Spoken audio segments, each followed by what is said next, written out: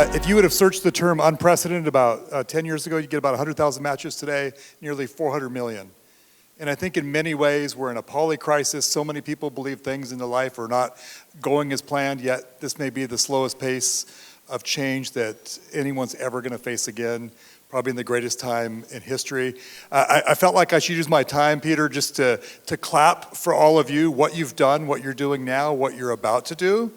I think the reason I have the microphone is I and my team get the privilege to be inside about 2,000 of the world's most impactful companies, seeing things that won't make the news for a few years.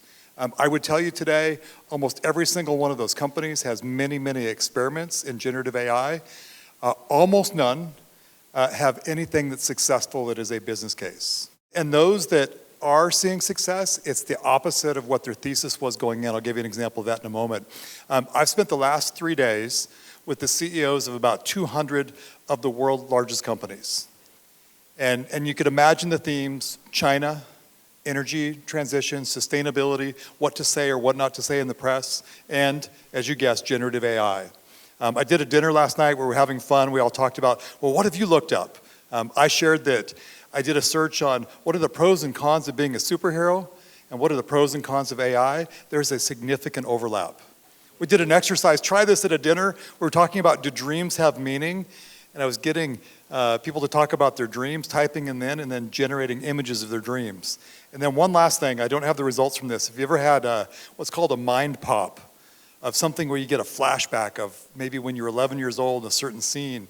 If you were to record those and put them into ChatGPT, what might it reveal about those patterns? I don't have the results on that yet.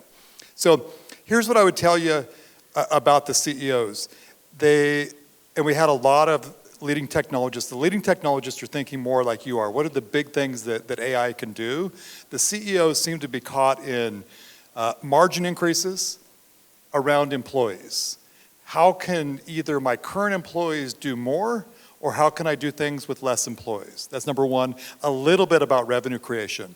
There is very little at the CEO level being contemplated yet around the true human case, compassionate AI. So I think there's 3 big things we can do. Number one, we hear a lot about, our vision, our purpose, our values are up on the wall. I think we can bring them down. Like, actually bring those posters down and look at your vision and apply AI to your vision. What would happen? And as you make those decisions, use your values, like actually really do it. That's number one. Number two, stakeholder capitalism was really big a few years ago. And what if we took a stakeholder capitalism approach to generative AI? And I think a lot of this is really one-dimensional, looking at employee or investor, but what if we looked at all stakeholders? And then 3, Wendy, Chief Data Officer from Salesforce, we're talking about this. Just because of the excitement of generative AI, this is probably the biggest I told you so time for Chief Data Officers in our history to get back to the basics of data. I'll end with 2 things. We got hired to bring down the call times in a call center. Call times went up. We didn't get fired. We were using AI to generate recommendations. The reason is because this was a call center catering to people who were just retiring.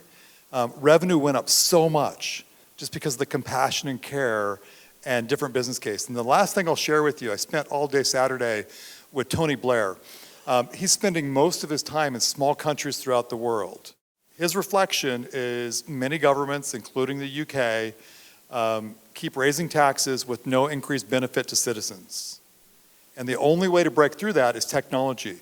He is coaching many small companies throughout the world to not do the governments that the US or other countries have done, skip right through that and have a technology first, technology native interaction, interface, connection with the citizens. So imagine now if you play through this and we see advancements in AI and robotics, might we see GDP per capita in some of the small countries throughout the world, countries in Africa, go past GDP per capita in first world countries. Contemplate that and how interesting that is. We're seeing Estonia leading the way. And so a lot of what you're contemplating and creating will be truly world-changing across many of the countries today that you don't see at the forefront as they don't build what we have in government, but build a whole different connection, which is data first, AI first with their citizens. Thank you, Brad.